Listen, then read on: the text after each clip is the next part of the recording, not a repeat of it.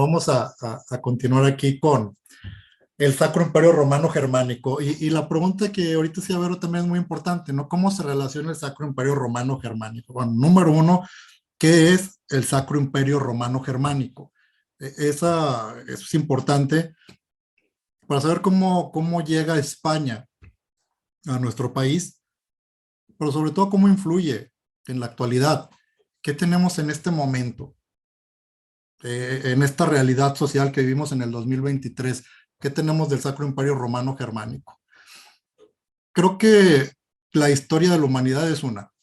Creo que cada nación cuenta la historia que quiere contar para tener una cultura adecuada a lo que proyecta en la construcción social hacia su propio futuro, ¿no? Pero la historia de la humanidad creo que es una, y hablar del Sacro Imperio Romano Germánico, bueno, es hablar de cerca de 900 años de historia, que sin lugar a dudas impactan a lo que vivimos actualmente en el mundo occidental y lo que vivimos actualmente en nuestro país. Estamos hablando de que este imperio se funda en el siglo IX, en el año 962. Y para contextualizar un poco por qué Sacro Imperio Romano Germánico, pues hay que dividir su interpretación en tres puntos. Número uno, lo sacro. ¿Por qué un imperio es sacro, no? No, porque es un imperio que dependía totalmente de la Iglesia Católica, dependía totalmente del obispo de Roma, que es el Papa, no solamente para su prestigio, sino para su funcionalidad. En su origen, cuando Otón I lo funda, fue una teocracia, ya que Otón, para combatir el poder de los señores feudales, porque bueno, fue un conjunto de reinos, le otorga el poder temporal, es decir, el poder administrativo a los obispos. Entonces, la Santa Sede ejerce un poder civil. Vamos, en ese tiempo la Santa Sede y la Iglesia Católica tenía cuestiones diferentes, ¿no? Por ejemplo, el laicismo, cuando en ese momento no existía, no, definitivamente no existía, se mezclaba el poder temporal con el espiritual. ¿Por qué es sacro? Porque su fuente de poder está precisamente en la espiritualidad, en la ideología y en la fe romana. Llamémosle que el cristianismo católico, bueno, fue una variante del cristianismo que se hace oficial en el Imperio Romano. Pero volvamos al punto de partida. ¿Por qué Sacro Imperio Romano Germánico? Pues porque lo sacro es lo sagrado. ¿Por qué Imperio Romano? Sí, pues era de tribus germánicas y se supone que las tribus germánicas pues eran en teoría los enemigos de los romanos, ¿no? Fueron los que invadieron, los que en teoría hicieron que cayera Roma. Entonces, ¿cómo puede ser el Imperio Romano y cómo puede ser el Imperio Germánico? Es contradictorio, ¿no? Ahí estudiando un poquito o metiéndome a tratar de encontrar el significado del escudo del Sacro Imperio, de esta águila bicéfala que tenemos aquí al centro, me di cuenta que una de las interpretaciones es que tiene dos cabezas, esta águila, bueno, que significa realeza y todas esas cuestiones del águila, ¿no? Pero tiene dos cabezas porque una está volteando hacia la estabilidad del pasado y otra está volteando hacia la construcción del futuro. Entonces, es Imperio Romano, porque aunque se funda en el 962, el Sacro Imperio Romano Germánico, está volteando a ese Imperio Romano que se funda en el 27 antes de Cristo, y a toda la reputación, a todo el prestigio que eso significó. Y por otra parte, está visualizando al futuro un imperio basado en el cristianismo y en la religiosidad. Entonces, bueno, ese es el motivo de por qué, bueno, uno de los motivos de por qué Sacro Imperio Romano Germánico. A continuación voy a ir viendo algunos puntos que considero relevantes para comprender este flujo migratorio que llega hasta México a través de Hernán Cortés y que, bueno, nos trae la civilización del Sacro Imperio Romano Germánico o nos trae la civilización latina. Hasta la fecha todavía nos dicen los latinos, ¿no? Es la civilización de Roma, que luego es grecorromana y que luego es de el Sacro Imperio Romano Germánico. Los antecedentes, bueno, hay que remontarnos. El Imperio Romano surge el 16 de enero del año 27 antes de Cristo. Sin embargo, el poderío romano ya venía de muchas décadas y de siglos atrás, cuando fue la República Romana. César Augusto fue el sobrino de Julio César, que aunque su importancia es tan relevante que a partir de él todos los demás se llaman Césares, los emperadores se llaman Césares, pues en realidad a Julio César no le dieron el título de César, no había imperio todavía. Julio César fue un dictador del Imperio Romano. Pero César Augusto ya es quien se considera el primer emperador, el primer César del Imperio Romano, del 16 de enero del año 27 antes de Cristo. Otro punto que hay que ver, que es muy relevante, son las invasiones bárbaras. Y aquí quiero hacer un paréntesis, también breve, pero importante. La mayor parte de esta información, de todo lo que le estoy compartiendo ahorita, tiene una fuente que es el hilo conductor, que es la historia universal de Jacques Pirene, las grandes corrientes de la historia, pero la información complementaria es de Internet, de Wikipedia y ciertas cuestiones pues que están en Internet que a veces no son tan precisas, ¿no? Por ejemplo, este dato que les voy a compartir ahorita es información obtenida de Internet. Es que valdrá la pena verificarla porque en Wikipedia se habla de que las invasiones bárbaras inician en el 212 y cesan hasta el 305. Sin embargo, pues hay otra información que dicen que no cesan hasta el siglo V, después del año 500, ¿no? Pero bueno, vamos a ir tomando cuestiones así muy generales. Recordemos, somos aficionados y todo lo tenemos que ir viendo a través de diversas fuentes que a veces no tenemos disponible tan fácilmente. Pero consideramos que las invasiones bárbaras inician en el año 212. Pregunta también aquí, ¿quiénes son los bárbaros? Bueno, los bárbaros son diversas tribus germánicas que proceden originalmente de Escandinavia y que no son los alemanes propiamente. Digo, sí, una de las tribus germánicas eran los alemanes, pero eran más tribus. Estamos hablando de alemanes, lombardos, vándalos, godos, visigodos, anglos, sajones, francos, etcétera. O sea, son una gran cantidad de tribus germanas que empiezan a hacer un flujo migratorio del norte al sur. Esas invasiones bárbaras inician en 212. Entonces, Roma va a caer hasta el año 476.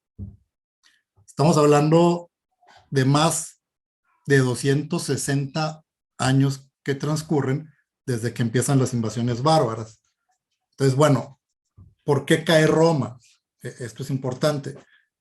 De repente llegaron los bárbaros, les dieron la guerra, son unos bárbaros incivilizados, le hicieron la guerra al imperio más avanzado del mundo y lo derrotaron. No, no fue así, eso no sucedió. O sea, llegan desde el 212 y no pueden contra Roma. ¿Qué es lo que sucede? Que Roma poco a poco empieza a integrar a esas tribus germánicas a su propia cultura.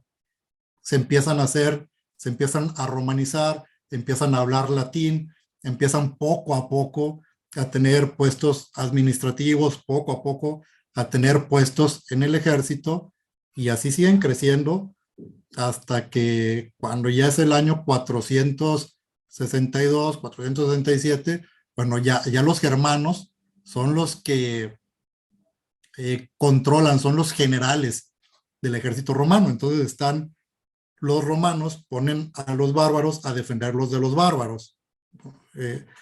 Entonces ahí ya se explica un poco la caída de Roma, ¿no? Pero me adelanté un poquito. Lo siguiente que quería comentar con ustedes es la fundación de Constantinopla. que se da en el 330 después de Cristo. Y la capital del Imperio Romano se traslada a Constantinopla. Aquí es importante ver que lo pudiéramos entender tal vez hasta como un movimiento de ajedrez, un enroque, ¿no? Esa jugada que cuando el rey está en riesgo, lo mueves a donde está la torre. Creo que fue algo similar lo que hizo el emperador Constantino al fundar Constantinopla. Era clara la presión migratoria de los germanos desde el norte hacia el sur, y también empezaba a ser clara cierta degradación de las costumbres y de las virtudes del pueblo romano. Entonces lo que hace es fundar una nueva ciudad lejos del alcance de los bárbaros y trasladar la capital del Imperio Romano hacia Constantinopla, lo cual hacía prácticamente imposible que llegaran las invasiones bárbaras hacia la capital del Imperio Romano. De esa forma se protege completamente la capital. Y si bien Roma va a caer en el 476, Constantinopla, como capital del Imperio Romano de Oriente, después de la caída de Roma, dura siendo imperio al menos 800 años más. Entonces, ese movimiento de Constantino, de mover la capital de Roma hacia Constantinopla, pues le dio 800 años más al Imperio Romano, más los que acumuló luego el Sacro Imperio Romano Germánico. Bueno, estamos que en el 330 ya se fundó Constantinopla, en lo que actualmente es Turquía, donde está la ciudad de Estambul en la actualidad. Ahí se funda Constantinopla, relativamente cerca de lo que mucho antes fue Troya, ¿no? Pero se funda ahí Constantinopla, y en esa ciudad se produce el Edicto de Tesalónica, donde el emperador Teodosio convierte al cristianismo en la religión oficial del Imperio Romano en el año 380. Aquí es algo coincidente o hasta cierto punto coincidente, digo, en los milenios de historia que existen, es coincidente relativamente el nacimiento del Imperio Romano con el nacimiento de Jesús. O sea, hay 27 años de diferencia, ¿no? O sea, es muy coincidente el nacimiento de Jesús, el nacimiento del Imperio Romano, y bueno, 380 años después de Cristo, ese imperio que era el máximo imperio en el mundo conocido, 380 años después toma el cristianismo como la religión oficial del Imperio Romano. Antes de tomar el cristianismo como la religión oficial, bueno, había un politeísmo en Roma, un politeísmo similar al de Grecia, donde había varios dioses, ¿no? El dios de la guerra, la diosa de la sabiduría, etc. Continuando con el emperador Teodosio, y esto también es relevante, después de hacer al cristianismo como la religión oficial del Imperio Romano, lo cual le daba una fuerza social muy importante que se estaba perdiendo antes de que se hiciera oficial el cristianismo, el mismo emperador Teodosio, en el 395, designa a sus dos hijos como emperadores. Un emperador con sede en Roma, que desde ese momento va a ser el emperador romano de Occidente, y otro emperador con sede en Constantinopla, que desde ese momento va a ser el emperador romano de Oriente.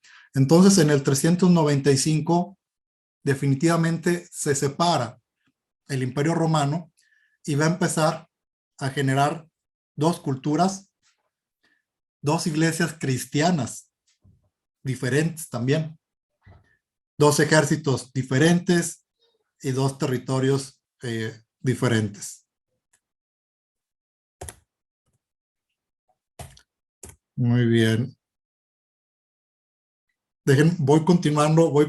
Empezamos en el 27 antes de Cristo, vamos en el 395 después de Cristo, ya con esa división, con esa partición del Imperio Romano en dos, un Imperio Romano de Oriente y un Imperio Romano de Occidente.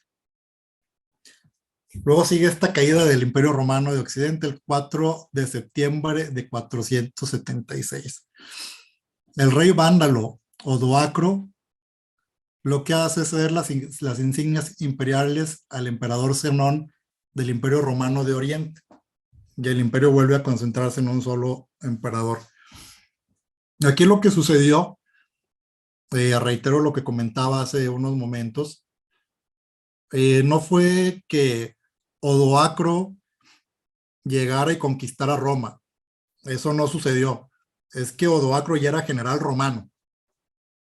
Y era el general que defendía Roma.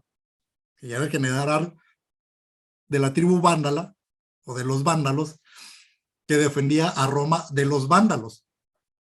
Entonces, bueno, pues ya prácticamente Roma había entregado el imperio a los germanos.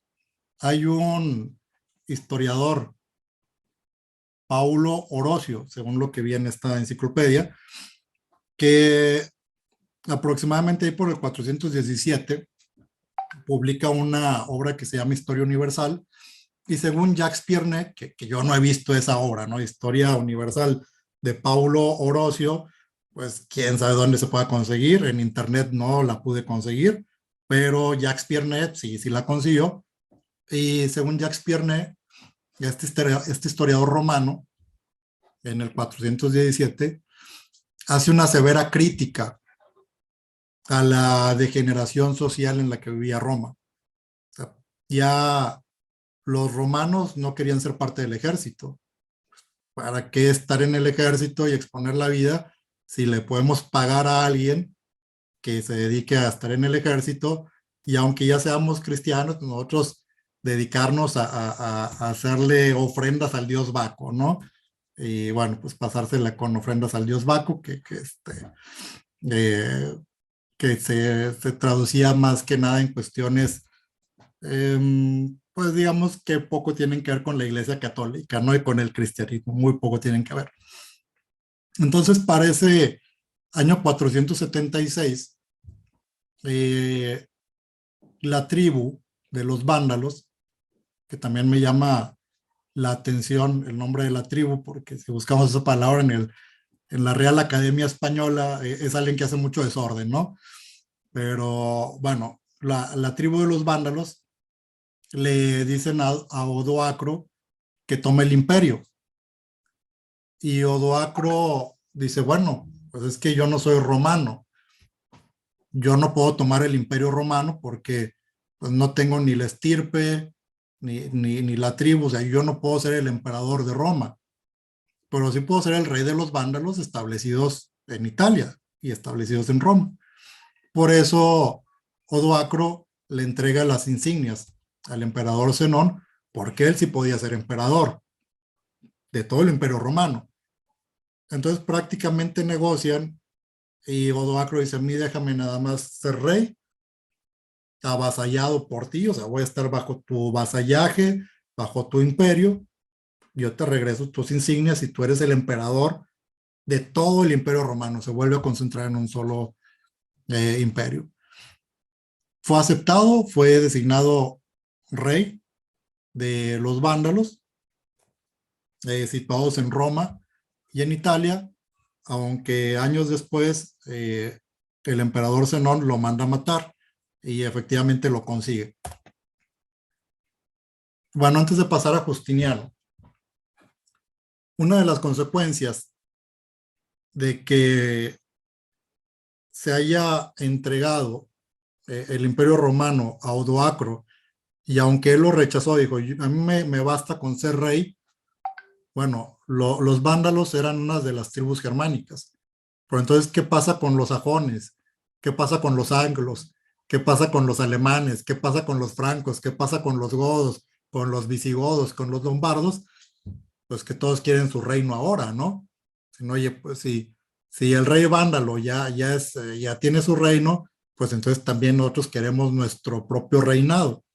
Y entonces empiezan a surgir así las diversas dinastías, por ejemplo, la dinastía Merovingia y la dinastía Carolingia, que surgen a partir del 481, pero bueno, ahorita voy casi a ellos. Ahora sí paso con Justiniano, eh, un emperador con una gran capacidad intelectual.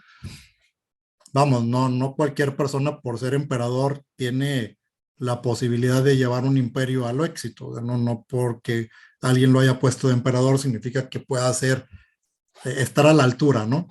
Justiniano sí, fue un emperador que de hecho a él se le debe la frase que hasta la actualidad se enseña en las escuelas de derecho, de que la justicia es la constante y perpetua voluntad de dar a cada quien lo suyo.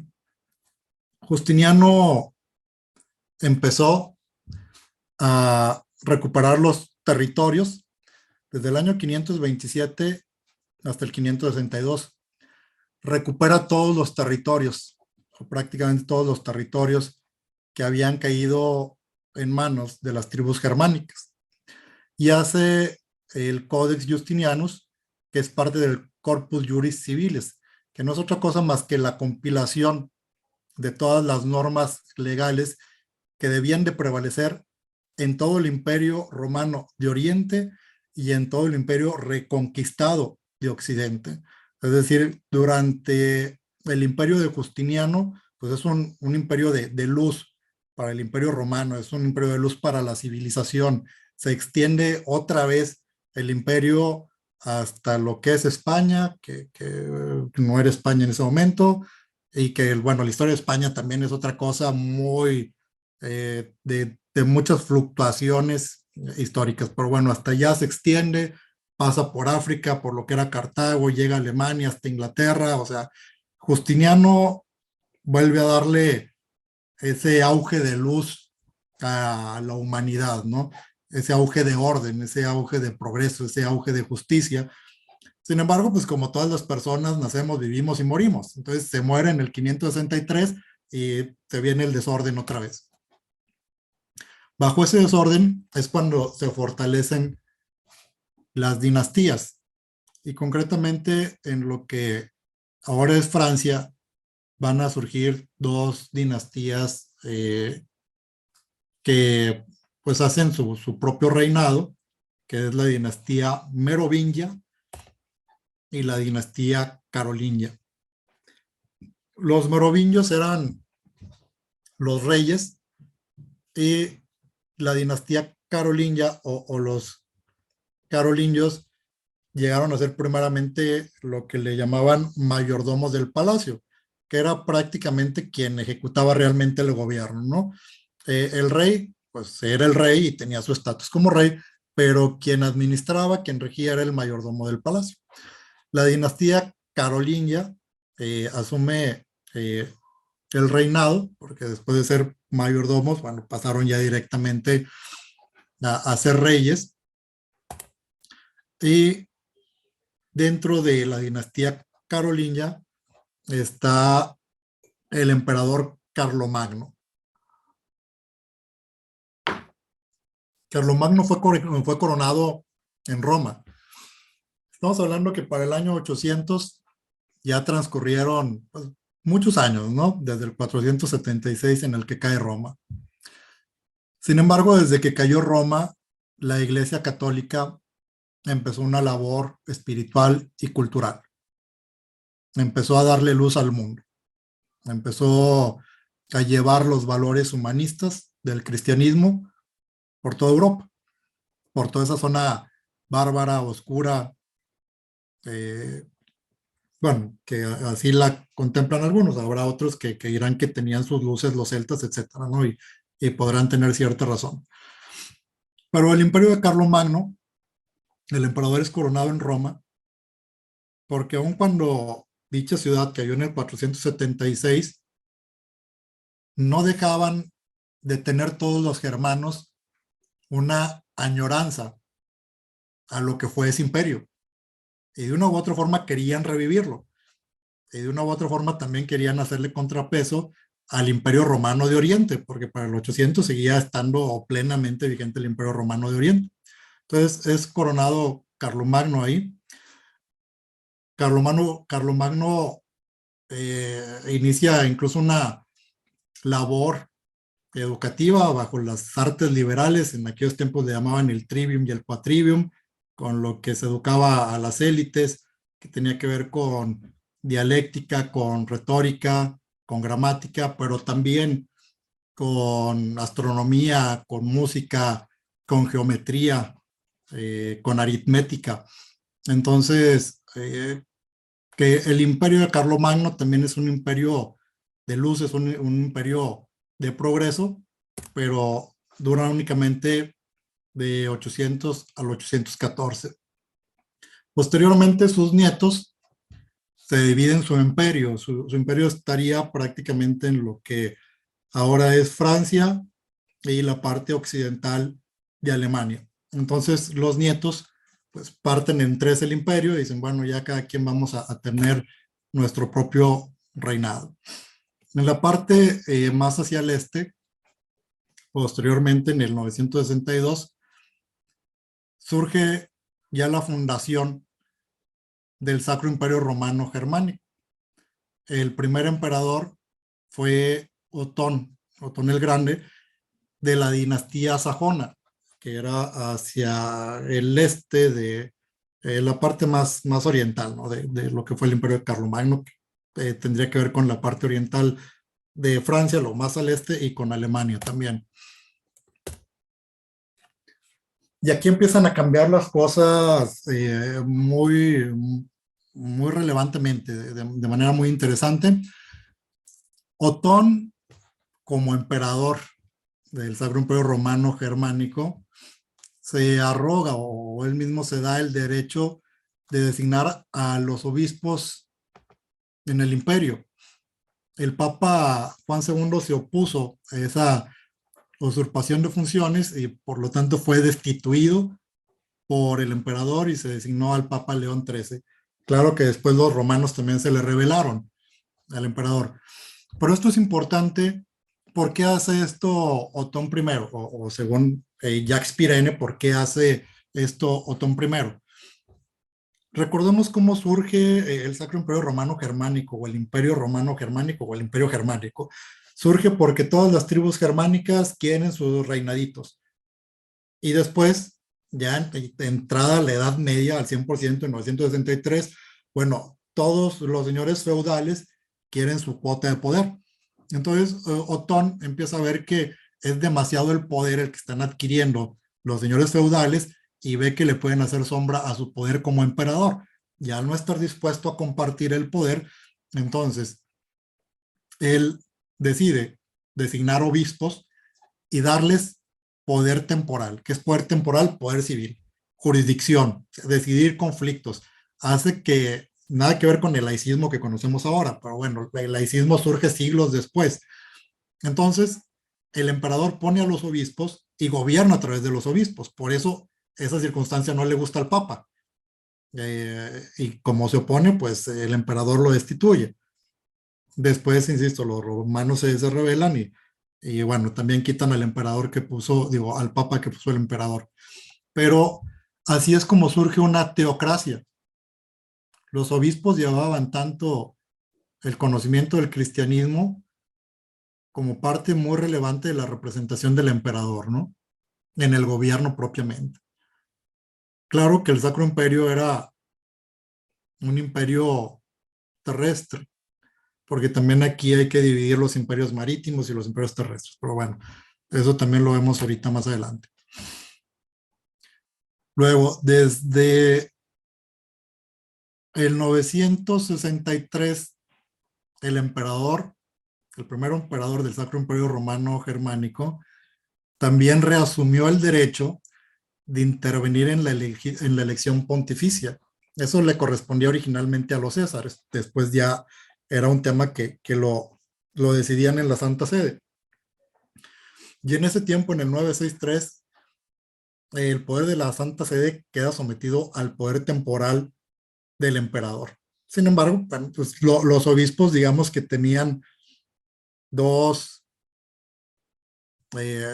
cabezas a las cuales seguir, ¿no? Porque los obispos, de cualquier forma, aunque los designara el emperador, pues no estaban exentos de obedecer al Papa. Entonces, se hace una teocracia bajo esas dos premisas. El poder espiritual, y al llamar de poder espiritual, llamemos poder de influir en las conciencias, de influir en la mente, de influir en la cultura y por lo tanto de influir en las acciones de los seres humanos. El poder espiritual por una parte y el poder temporal, el poder de levantar ejércitos, el poder de hacer la guerra, bueno, pues en el emperador.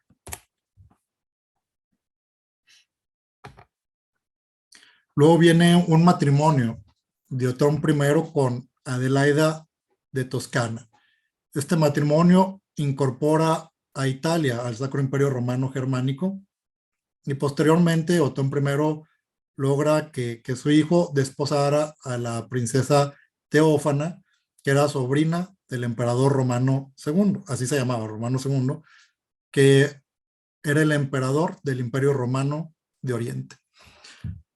En pocas palabras, Otón I, en el 963, trata de nueva cuenta de volver a unificar el Imperio Romano.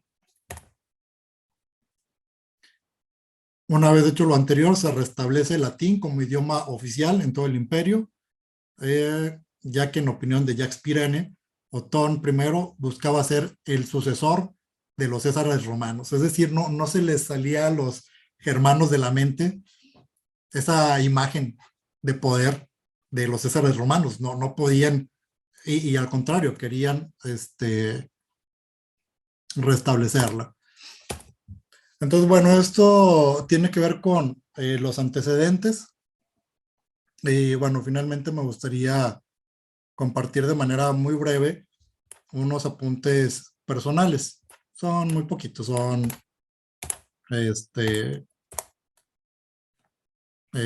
5 en realidad, 5 puntos personales. Son los siguientes, y lo comentaba con Boro en una llamada. Lo primero es, el Sacro Imperio Romano Germánico fue la continuación del Imperio Romano, es decir, ese Imperio Romano que cayó en el 476, en realidad cayó o jamás cayó ese Imperio Romano.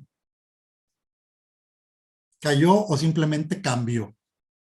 En mi opinión, no cayó el Imperio Romano. Tan es así que en el 963 todavía el emperador sajón, Otón I, quería ser un César romano. Por eso hace la alianza con el Imperio Romano de Oriente, por eso se casa con una italiana y quiere ser reconocido como un César. En mi opinión, en el 467 no hay una caída como tal del Imperio Romano. Es decir, no llegaron los germanos bárbaros, incivilizados, a ganarle al ejército más preparado del mundo. No sucedió eso. Lo que sucedió fue que los romanos pues ya no quisieron estar en el ejército, prefirieron disfrutar la vida, los placeres moralmente correctos o incorrectos, pero prefirieron disfrutar los placeres de la vida y dejarle el ejército a los germanos para que los defendieran de los germanos. Cuando ya los mismos germanos ya estaban adentro del Imperio Romano, ya eran ciudadanos romanos, ya eran funcionarios romanos, ya eran generales del ejército romano. Entonces, cae Roma en el 976, en mi opinión, no cae Roma. En mi opinión, cambia de administración, como cuando cambió de ser la república al imperio, después de que asesinan a Julio César. Oye, ¿sabes qué? Ya asesinamos al dictador que, bueno, ya se había llevado las instituciones de la república hasta el límite. ¿Qué hacemos? Bueno, vamos a cambiar. Ahora ya no somos república, ahora somos un imperio. Bueno, sucedió algo similar. Ahora, pues en lugar de ser un imperio bajo un emperador o bajo 2 emperadores, bueno, volvemos a ser un imperio bajo un solo emperador, pero que está lejos, allá donde no lo alcancen los germanos. Entonces, ¿Es una continuación del Imperio Romano? En mi opinión, sí. Y esto lo robustezco bajo la premisa de que el Imperio Romano de Oriente, pues no cayó hasta el siglo XII. Entonces, en el 467, pues definitivamente no se acaba el Imperio Romano, continúa el Imperio Romano. Y después, cuando cae el Imperio Romano de Oriente, ya en el siglo XII, continúa el Sacro Imperio Romano Germánico hasta 1806 con la batalla de Austerlitz. Entonces, bueno, en mi opinión, el Imperio Romano no cayó en el 476. Simplemente sufrió una transformación. ¿Tuvo algún impacto cultural trascendental? Porque también platicaba con Vero y me decía, oye, pues es que realmente que en México no sabemos nada del Sacro Imperio Romano Germánico. Y sí es cierto, o sea, no es parte de la historia. Digo, no, nos hablan de cómo la Carta Magna inglesa cambió la sociedad, cómo la Revolución Francesa de 1789 también esparció el liberalismo por todo el mundo, por Estados Unidos, México, etcétera. Pero del Sacro Imperio no se nos dice nada.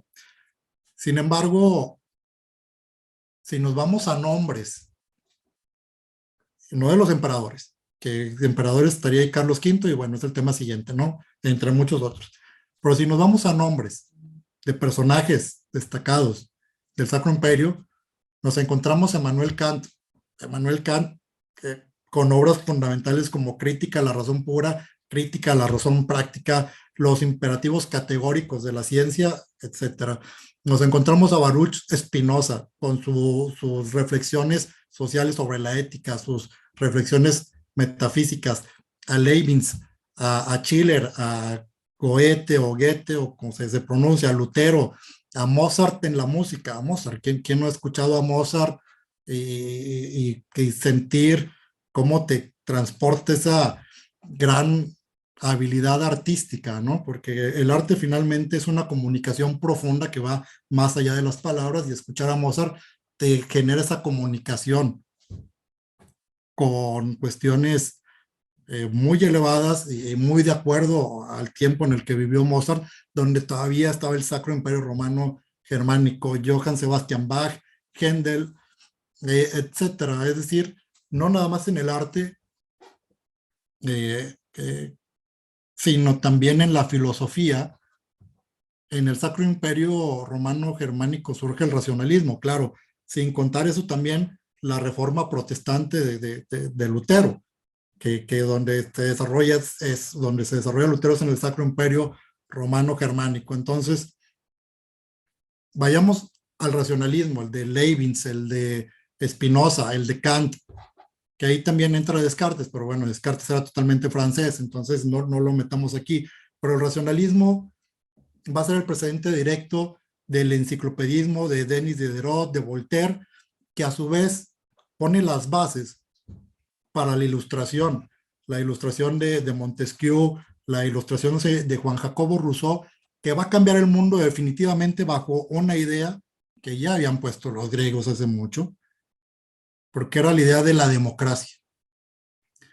Dice Rousseau, las primeras frases de su libro El contrato social, dice: el hombre ha nacido libre y sin embargo en todas partes se encuentra entre cadenas. Y esa era la realidad. Sin embargo, esa frase tan explosiva, esa frase tan detonante, hace que si el contrato social se publica en 1762, creo, para 1789 ya le habían cortado la cabeza literalmente al último de los capetos en Francia, a Luis XVI. Perdón, no fue en el 789, ahí fue la Revolución Francesa, fue en el 83 aproximadamente, pero le cortan la cabeza al rey.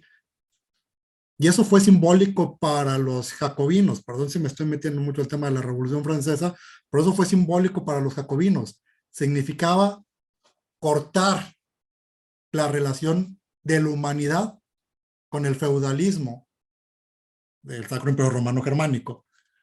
Era cortar esa tradición, era cortar con el pasado y dar nacimiento a un nuevo mundo.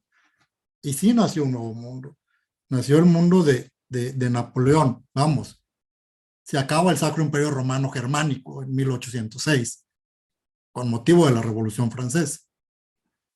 En toda América Latina se producen las revoluciones de independencia, ¿sí? Lo que nos hace ser una nación independiente, ¿sí? De ahí tiene su origen nuestra nación independiente.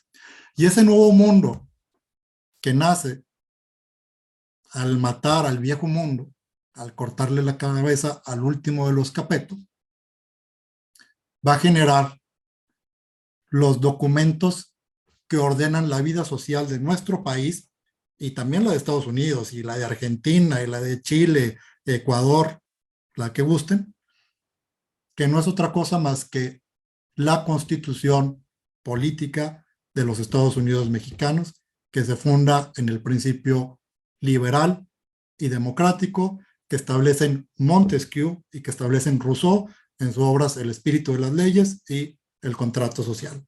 Entonces, tuvo un impacto trascendental, cultural trascendental, el Sacro Imperio Romano Germánico. Bueno, aunque los enciclopedistas se la pasaran criticando o lo criticaban mucho, hablaban de él, ¿no?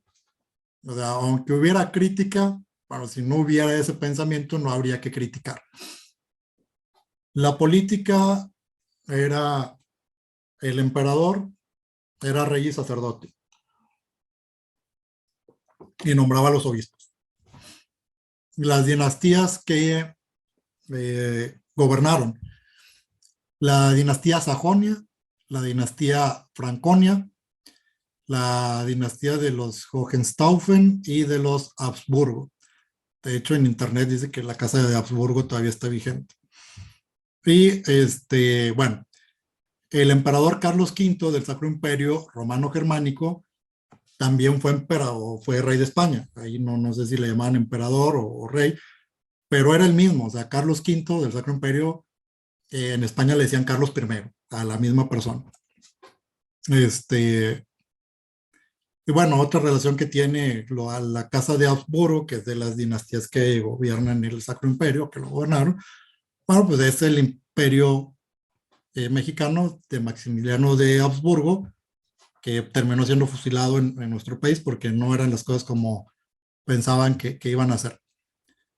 Pero estos son algunos apuntes personales. Todo lo demás creo que no viene al caso comentarlo, son cosas que están directamente en internet, entonces pues lo pueden ver directo en internet, que fue el Sacro Imperio, pues que fue feudal, todo esto, ¿no? Entonces con esto, perdón por haberme extendido, me extendí bastante, pero disculpa.